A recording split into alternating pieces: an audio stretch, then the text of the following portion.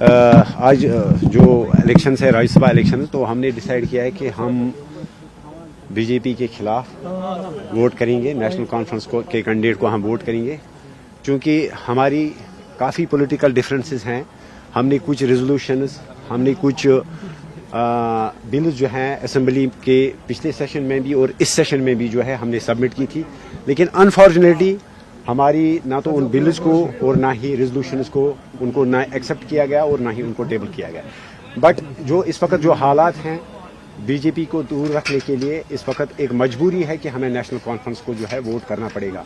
ये हम national conference की मोहब्बत की वजह से उनको वोट नहीं कर रहे, बल्कि बीजेपी को दूर रखने के लिए वोट कर रहे हैं। तो लिहाजा हम नेशनल कॉन्फ्रेंस के कैंडिडेट्स को वोट करेंगे और इससे पहले हम सीएम साहब से भी मुलाकात करेंगे। जी आप कह रहे हैं आप बीजेपी को दूर रखने के लिए जी ये मुलाकात कर रहे हैं, तो जी यही पीडीपी का भी कहना है। जी जी तो क्या नेशनल कॉन्फ्रेंस की फिर अगर सेटिंग होगी तो आपका वोट फिर कहाँ जाएगा? वो तो देखिए, वो तो एजम्पशन से काम नहीं चलता है। बाद में क्या होगा वो बाद की बात है।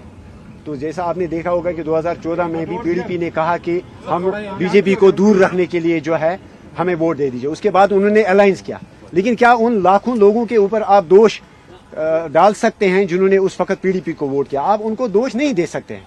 इस वक्त हमें इस वक्त के हालात देखने हैं। कम से कम एटलीस्ट अगर बीजेपी को दूर रखना है, बीजेपी के चौथे कैंडिडेट को भी अगर हराना है, तो हमें कहीं ना कहीं जो है नेशनल कॉन्फ्रेंस को वोट करना है। और एब्सटेन करने से जाहिर सी बात है कि नेशनल कॉन्फ्रेंस को नुकसान होता, बीजेपी को फायदा होगा। नेशनल कॉन्फ्रेंस को नुकसान हो क्या ना हो, उससे हमें ज्यादा लेना देना नहीं है। लेकिन हमारा ये जो मकसद है कि हम बीजेपी को दूर रखना चाहते हैं। हम चाहते हैं कि चौथी सीट पे भी जो है बीजेपी जो है वो नाकाम हो। तो क्या कोई डिमांड रखी आपने एनसी के सामने? देखिए, डिमांड्स का वक्त नहीं है इस वक्त। शायद अगर हम प्राइमरी डिमांड्स हमारी थी, हमारी बिल्स को, हमारी रेजोल्यूशंस को जो है उनको एक्सेप्ट किया जाता, उनको टेबल किया जाता।